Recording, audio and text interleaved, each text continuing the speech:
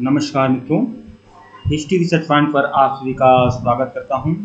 NCERT history master test series चल रहा है। एनसीईआरटी हिस्ट्री का मास्टर टेस्ट सीरीज संख्या 19 है,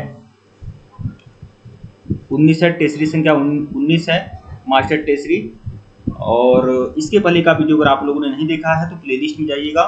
एनसीईआरटी हिस्ट्री मास्टर टेस्ट के नाम से प्लेलिस्ट बनी हुई है, जाकर देखिएगा। ये एनसीईआरटी हिस्ट्री टेस्ट संख्या 19 है। अगर इसके पहले का वीडियो नहीं देखे हैं तो प्लेलिस्ट बनी हुई है एनसीईआरटी हिस्ट्री मास्टर टेस्ट के नाम से, देख लीजिएगा।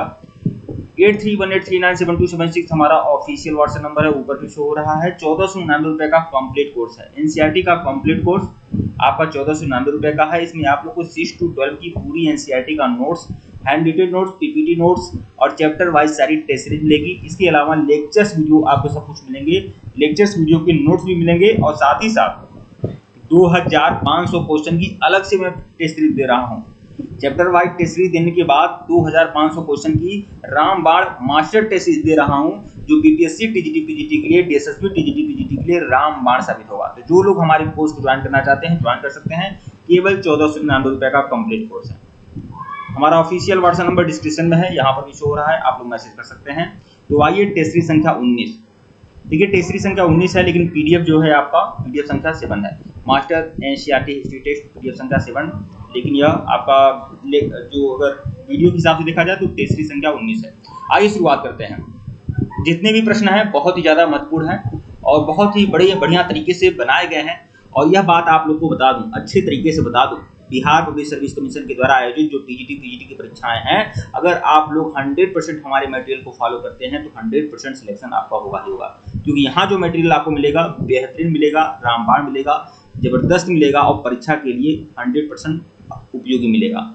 प्रश्न संख्या 1 देखिएगा। 1892 से लेकर 1905 के बीच किन राजनीतिक घटनाओं ने राष्ट्रवादियों को निराश करके उन्हें उग्र राजनीति के बारे में सोचने को बाध्य किया? वह कौन कौन सी घटनाएं थी? तो 1892 का इंडियन काउंसिल एक्ट, बिल्कुल। कलकत्ता नगर निगम में भारतीय सदस्यों की संख्या कम करना, बिल्कुल। सिविल सेवा परीक्षा सम्मिलित होने वाले भारतीयों की आयु 21 वर्ष से घटाकर 19 वर्ष कर देना। तो देखिए ये जो घटना हुई थी ये लॉर्ड लिटन के समय में हुई थी, जब 21 वर्ष से घटाकर सिविल सेवा की आयु 19 वर्ष कर दी गई थी। यह घटना लॉर्ड लिटन के समय में हुई थी और लॉर्ड लिटन का जो कार्यकाल था वो 1776 से लेकर 1780 तक था, ठीक है। और यहाँ पर बात की जा रही है 1892 से लेकर 1905 के बीच में। तो यह घटना इसमें शामिल नहीं है, केवल 3। 1904 का इंडियन ऑफिशियल सीक्रेट टैक्स, तो ये है। तो कौन सी मतलब कि कौन कौन शामिल है इसमें? 1 to 4 आपका शामिल है, मतलब विकल्प सी आपका शामिल है। व्याख्या देख लीजिएगा। देखिए एक बात आपको बता दूं, यहाँ जो भी मटेरियल आपको मिलेगा बेहतरीन मिलेगा और परीक्षा के लिए उपयोगी मिलेगा, तो इसे आप लोग फॉलो करिए, ठीक है। व्याख्या इस टेस्ट सीरीज की जान है। 1892 से लेकर 1905 के बीच घटित निम्न राजनीतिक घटनाओं ने राष्ट्रवादियों को निराश किया, उन्हें उग्र राजनीति के बारे में सोचने को बाध्य किया। 1892 का इंडियन काउंसिल एक्ट, जिसमें केवल भारतीय विधान परिषदों की शक्तियों, कार्यों और रचना का उल्लेख था, इस कानून से राष्ट्रवादी पूरी तरह से असंतुष्ट थे और उन्होंने इसे मजाक बनाया। साथ ही 1898 में कानून बनाया गया जिसमें विदेशी शासन के प्रति असंतोष की भावना फैलाने वाले को अपराध घोषित किया गया। अब देखिए 1898 में एक कानून भी बनाया गया, इसके द्वारा, अंग्रेजों के द्वारा, कि अगर आप विदेशी शासन के प्रति असंतोष फैलाते हैं ना, अवेयर करते हैं भारतीय जनता को, तो यह क्या माना जाएगा? अपराध माना जाएगा। यह 1898 में कानून बना। फिर देखिए दूसरा, 1899 में घटना होती है। 1899 में कलकत्ता नगर निगम में भारतीय सदस्यों की संख्या घटा दी गई, ठीक है। फिर 1904 में इंडियन ऑफिशियल सीक्रेट एक्ट बना, ठीक है। इंडियन ऑफिशियल सीक्रेट एक्ट कब बना? 1904 में बना। और यह किस लिए बना था? प्रेस की स्वतंत्रता को छीनने के लिए, प्रेस की स्वतंत्रता को छीनने के लिए यह एक्ट बना था। लोकमान्य तिलक दूसरे समाचार संपादकों को विदेशी शासन के प्रति जनता को भड़काने के लिए लंबी लंबी जेल सजाएं भी हुई थी। और यह किस एक्ट के तहत हुई थी? यही इंडियन ऑफिशियल सीक्रेट एक्ट जो 1904 में बना था। मतलब इस एक्ट में क्या था? जो प्रेस है ना, प्रेस की आजादी को छीनने का प्रयास किया गया था। लॉर्ड लिटन का कार्यकाल 1776 से 80, और इस कार्यकाल के दौरान सिविल सेवा में सम्मिलित होने वाले भारतीयों की आयु पहले 21 वर्ष थी और लॉर्ड लिटन ने घटाकर क्या कर दिया? 19 वर्ष कर दिया। अब क्यों किया? इसलिए किया कि भारतीय ज्यादा संख्या में प्रवेश न पा सकें सिविल सेवा में, ठीक है, इसलिए उसने किया। ऋषि आवश्यक। अगला देखिएगा प्रश्न संख्या 2। 20वीं सदी के आरंभ में उग्र राष्ट्रवाद के विकास के प्रमुख कारण क्या थे? उग्र राष्ट्रवाद का कारण क्या था? तो शिक्षा एवं बेरोजगारी में वृद्धि, बिल्कुल, अंतरराष्ट्रीय प्रभाव भी, और फिर रेलवे का विकास। तो देखिए, रेलवे का विकास उग्र राष्ट्रवाद के विकास के प्रमुख कारण नहीं थे, लेकिन शिक्षा एवं बेरोजगारी था और अंतरराष्ट्रीय प्रभाव भी था। मैं कह सकता हूँ 1 और 2 दोनों, मतलब विकल्प ए। ठीक है, व्याख्या देख लीजिएगा। 20वीं सदी के आरंभ में भारत में उग्र राष्ट्रवाद के विकास के प्रमुख कारण थे ब्रिटिश शासन के सही चरित्र की पहचान। देखिए, उग्र राष्ट्रवाद क्यों हुआ, इसके कारण क्या है? ब्रिटिश शासन के सही चरित्र की पहचान, शिक्षा में बेरोजगारी में वृद्धि। अब शिक्षा में वृद्धि हुआ तो लोग जागरूक हो गए, और बेरोजगार भी थे तो लोगों के पास काम नहीं था, तो इसलिए उन्होंने राष्ट्रवाद को भी चुना। ठीक है, क्योंकि जो ब्रिटिश लोग थे वह भारतीयों को बेरोजगार भी करना चाहते थे। आत्मसम्मान एवं आत्मविश्वास का प्रसार, फिर अंतरराष्ट्रीय प्रभाव। देखिए, अंतरराष्ट्रीय प्रभाव भी भारत में उग्र राष्ट्रवाद के विकास का प्रमुख कारण था, क्योंकि अंतरराष्ट्रीय प्रभाव के तहत ना छोटे छोटे देश बड़े बड़े महाशक्तियों को हरा दिए थे। 1896 में इथोपिया, जो अफ्रीका महाद्वीप का एक छोटा सा देश है, इथोपिया, ठीक है, आर्थिक दृष्टि से भी बहुत कमजोर देश है, और इथोपिया ने 1896 में किसको हराया था? इटली की सेना को हरा दिया। भैया क्या मजाक है। उसके बाद तो भारतीय लोग समझ गए कि ये कोई तोपखान नहीं है, ब्रिटिश, इनको हराना बहुत ही आसान है। फिर देखिए 1905 में क्या हुआ? जापान, एक इत्तू सा देश, जापान ने क्या कर दिया? जापान ने यूरोपीय अपराजिता का भ्रम तोड़ दिया। मतलब जापान ने किसको हरा दिया? रूस को हरा दिया। रूस को हराकर उसने बता दिया कि जो यूरोपीय हैं वह अपराजय नहीं है, मतलब उनको हराया जा सकता है। ठीक है, फिर उग्र राष्ट्रवादी विचार शक्तियों का अस्तित्व आया, फिर प्रशिक्षित नेतृत्व, ये सभी क्या हैं? ये उग्र राष्ट्रवाद के विकास के कारण हैं। प्रश्न संख्या 3 देखिएगा। प्रश्न संख्या 3, निम्नलिखित में से किस राजनेता ने परंपरागत धार्मिक उत्सव का आयोजन करके राष्ट्रवादी विचारों के प्रचार प्रसार के लिए कार्य किया? परंपरागत धार्मिक उत्सव किस राजनेता ने शुरू किया था? लाला लाजपत राय, बाल गंगाधर तिलक, अरविंद घोष या गोपाल कृष्ण गोखले? मैं कह सकता हूँ बाल गंगाधर तिलक, क्योंकि इन्होंने 1893 में इन्होंने क्या किया? गणपति महोत्सव की शुरुआत की थी। गणपति महोत्सव महाराष्ट्र में इन्होंने क्या किया? गणपति महोत्सव की शुरुआत की थी। और 1895 में इन्होंने ही शिवाजी महोत्सव की शुरुआत की थी। शिवाजी महोत्सव, ठीक है, ये दोनों महोत्सव की शुरुआत किसने किया था? इन्होंने ही किया था। ठीक है, तो बाल गंगाधर तिलक, बी। व्याख्या देख लीजिएगा। महाराष्ट्र में उग्र राष्ट्रवादी संप्रदाय के सबसे प्रमुख प्रतिनिधि बाल गंगाधर तिलक थे। 1893 से लेकर 1893 से इन्होंने क्या किया? परंपरागत धार्मिक उत्सव अर्थात गणपति उत्सव में गीतों और भाषणों के द्वारा राष्ट्रवादी विचारों का प्रचार प्रसार किया। अब देखिए 1893 में इन्होंने गणपति उत्सव की शुरुआत किया था। क्यों किया? क्योंकि गणपति का उत्सव होगा तो भारतीय संस्कृति का प्रसार होगा और भारतीय लोग अपनी महान संस्कृति से परिचित हो सकेंगे, और बहुत सारे धर्म के लोग, जाति के लोग, क्षेत्र के लोग, भाषा के लोग, रंग नस्ल के लोग एक जगह मिलेंगे ना किसी उत्सव में, उसके बाद उनके अंदर राष्ट्रवादी पनपेगा। इस विचार से गणपति महोत्सव की शुरुआत बाल गंगाधर तिलक ने की थी, और आज महाराष्ट्र में गणपति उत्सव मनाया जाता है बहुत ही अच्छे तरीके से। प्रश्न संख्या 4 देखिएगा। बाल गंगाधर तिलक से संबंधित नीचे दिए गए कथनों पर विचार करना है। विचार करिए भैया। देखिए, इन्होंने मराठी में केसरी नामक समाचार पत्र निकाला। देखिए, इनके 2 समाचार पत्र थे, एक मराठा, समाचार पत्र का नाम था मराठा, और एक इनका समाचार पत्र था केसरी। मैं स्पष्ट करना चाहूंगा, केसरी जो था वह किस लैंग्वेज में था? मराठी लैंग्वेज में था, मराठी लैंग्वेज में था। और जो मराठा था वह किस लैंग्वेज में था? अंग्रेजी लैंग्वेज में था, अंग्रेजी भाषा में था। ठीक है, तो इन्होंने मराठी में केसरी नामक समाचार पत्र निकाला, और महाराष्ट्र में उन्होंने शिवाजी नामक उत्सव आरंभ किया।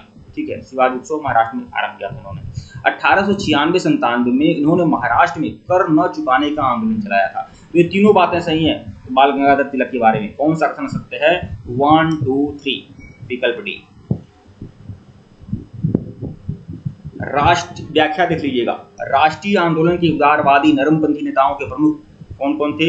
मतलब उदारवादी नेताओं में कौन कौन थे? दादा भाई नौरोजी, फिरोज शाह मेहता, बदरुद्दीन तैयबजी, व्योमेश चंद्र बनर्जी, सुरेंद्रनाथ बनर्जी, आनंद मोहन बोस, रमेश चंद्र दत्त, ये सभी लोग क्या थे?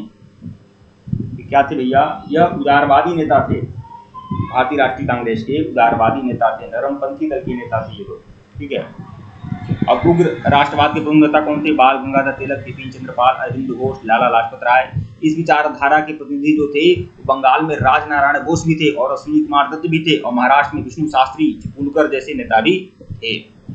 मतलब कांग्रेस जो थी मतलब राष्ट्रीय आंदोलन के जो नेता थे ना, या उग्रवादी उदारवादी में बटे हुए थे, नरमपंथी और गरमपंथी में बटे हुए थे। ठीक है। प्रश्न 5 देखिएगा, बहुत ही बढ़िया बेहतरीन प्रश्न आप लोगों के लिए आपकी स्क्रीन पर। प्रश्न संख्या 5, निम्नलिखित में से कौन से उग्रवादी राजनीतिक गतिविधियों से संबंधित थे? निम्नलिखित में से कौन से उग्रवादी राजनीतिक गतिविधियों से संबंधित थे? तो बिपिन चंद्रपाल उग्रवादी दल के थे, गोपाल मिश्र गोखले तो नरमपंथी थे, दादा भाई नौरोजी भी नरमपंथी थे, लाला लाजपत राय भी उग्रवादी थे। ठीक है, मतलब गरमपंथी थे। तो 1 एंड 4 आपका सही है, मतलब विकल्प डी। टेलीग्राम बिल्कुल ज्वाइन करेगा, सभी लोग टेलीग्राम बिल्कुल ज्वाइन कर लें, लिंक डिस्क्रिप्शन में दिया गया है। मैं फिर बोल रहा हूँ, हमारे ऑफिशियल व्हाट्सएप नंबर पर मैसेज कर लीजिएगा आप लोग, जिनको भी हमारे कोर्स को ज्वाइन करना है तो 8318397276। 2500 जो मैं क्वेश्चन बता रहा हूँ ना, ऐसे 2500 क्वेश्चन की रामबाण टेस्ट सीरीज दूंगा। और यह टेस्ट सीरीज जो जानते हैं कहाँ से है, क्लास 6 to 12 की पूरी एनसीईआरटी हिस्ट्री का चैप्टर वाइज टेस्ट सीरीज तो मैं अलग से दिया हूँ, लेकिन एनसीईआरटी हिस्ट्री से संबंधित यह टेस्ट सीरीज है। इसके अलावा विपिन चंद्रा, सतीश चंद्रा, आशीर्वादी लाल श्रीवास्तव, राम शरण शर्मा से संबंधित यह सीरीज है। तो आप लोग के लिए काफी महत्वपूर्ण है एनसीईआरटी की सीरीज, 2500 क्वेश्चन की टेस्ट सीरीज है, तो आप सभी लोग ज्वाइन कर सकते हैं। ठीक है।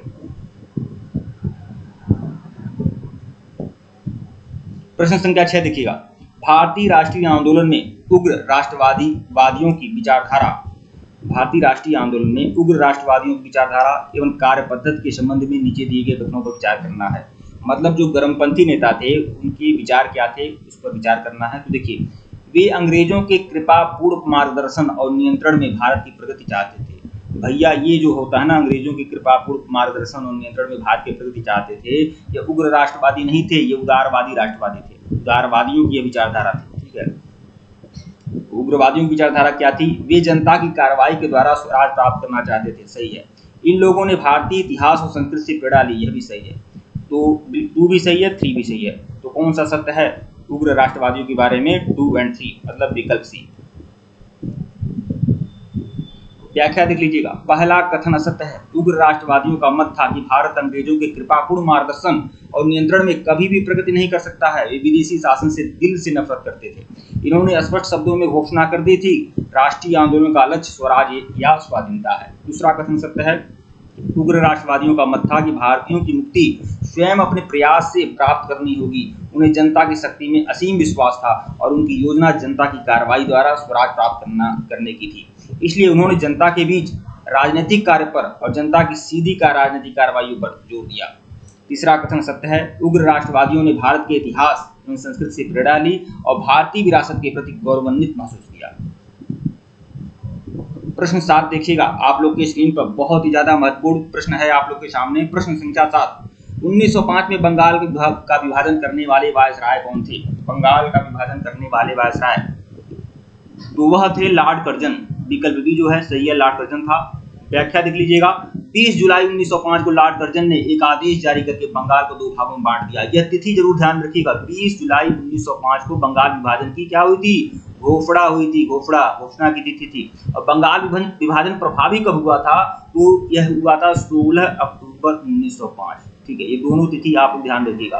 तो देखिए, 20 जुलाई 1905 को लॉर्ड कर्जन ने एक आदेश जारी करके बंगाल को 2 भागों में बांट दिया था।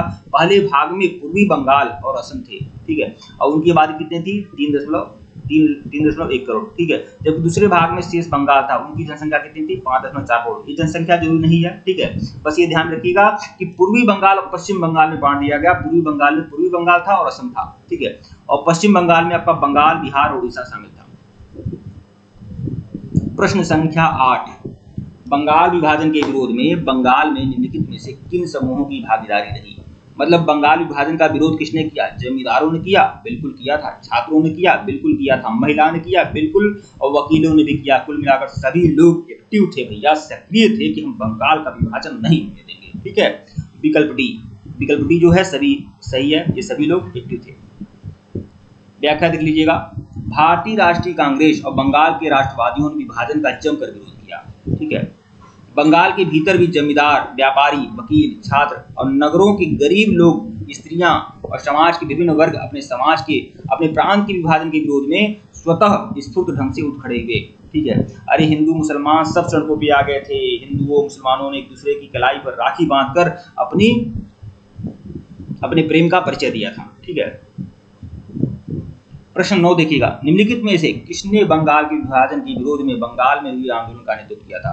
बंगाल के विभाजन के विरोध में बंगाल में हुए आंदोलन का नेतृत्व किया था। तो देखिए रविन्द्रनाथ टैगोर थे। रविन्द्रनाथ टैगोर भी बहुत ज्यादा एक्टिव थे, बंगाल विभाजन के विरोध कर रहे थे, लेकिन महत्वपूर्ण योगदान जो था वो सुरेंद्रनाथ बनर्जी का था। विकल्प ए। बंगाल विभाजन 1905 के विरोध में बंगाल में चलाए गए आंदोलन का नेतृत्व सुरेंद्रनाथ बनर्जी। मेरे हिसाब से मुझे लग रहा है TRE 2 में ये प्रश्न आया हुआ था, चाहे जूनियर में आया हो चाहे PGT में आया हुआ हो, ठीक है। ये प्रश्न आया हुआ था एकदम सेम टू सेम, जूनियर या TGT PGT में ये प्रश्न मैं देखा हूँ TRE 2 में। तो इसीलिए मैं कह रहा हूँ कि यहाँ पर समझ लीजिए पूरी तरह से NCERT को पढ़ाया नहीं जाता है, पिलाया जाता है। पिला कर मानेंगे आप लोग को, ऐसा वैसा नहीं है, ठीक है, घबराइए मत आप। बंगाल विभाजन यहाँ पर देख लीजिए, बंगाल विभाजन के विरोध में बंगाल में चलाए गए आंदोलन का नेतृत्व सुरेंद्रनाथ बनर्जी, कृष्ण कुमार मित्र जैसे नरमपंथी नेताओं ने किया। बाद में इसका नेतृत्व उग्र और क्रांतिकारी राष्ट्रवादियों ने संभाल लिया। वास्तव में आंदोलन के दौरान नरमपंथी और उग्र राष्ट्रवादियों ने दोनों ने एक दूसरे का क्या किया, सहयोग किया। और ऐसे ऐसे जो क्वेश्चन मैं बता रहा हूँ ना, ऐसे ऐसे 2500 क्वेश्चन की टेस्ट सीरीज आप लोगों की रहेगी। प्रश्न संख्या 10 देखिएगा, बंग भंग विरोधी आंदोलन के संबंध में नीचे दिए कथनों पर विचार करना है। बंगाल विभाजन को लागू करने के दिन को बंगाल में शोक दिवस के रूप में मनाया गया, बिल्कुल सही है। इस आंदोलन के दौरान रविन्द्रनाथ ठाकुर ने अमार सुनार बंगला नामक गीत लिखा था, ये भी सही है। इसी आंदोलन के दौरान इन्होंने लिखा। कौन सा कथन सत्य है? तो 1 और 2 मतलब विकल्प सी। बंगाल विभाजन विरोधी आंदोलन 7 अगस्त 1905 को हुआ। इस दिन कलकत्ता के टाउन हॉल में विभाजन के खिलाफ एक बड़ा प्रदर्शन हुआ। विभाजन को 16 अक्टूबर 1905 को लागू किया गया। आंदोलन के नेताओं ने इस दिन पूरे बंगाल में शोक दिवस के रूप में मनाने का घोषणा किया। इस अवसर पर रविन्द्रनाथ ठाकुर ने अपना प्रसिद्ध गीत अमार सुनार बंगला लिखा, जिसे सड़क पर चलने वाला भीड़ गाती थी। बाद में इस गीत को बांग्लादेश ने 1971 में अपनी मुक्ति के बाद अपने राष्ट्रीय गीत के रूप में अपनाया था, ठीक है। ठीक है मित्रों, वीडियो को लाइक और चैनल को सब्सक्राइब करेगा, टेलीग्राम को बिल्कुल ज्वाइन करेगा, लिंक डिस्क्रिप्शन में दिया गया है। अगर इसके पहले का वीडियो नहीं देखे हैं तो प्लेलिस्ट में जाइएगा, NCERT हिस्ट्री मास्टर टेस्ट के नाम से प्लेलिस्ट बनी हुई है, जाकर देखिएगा।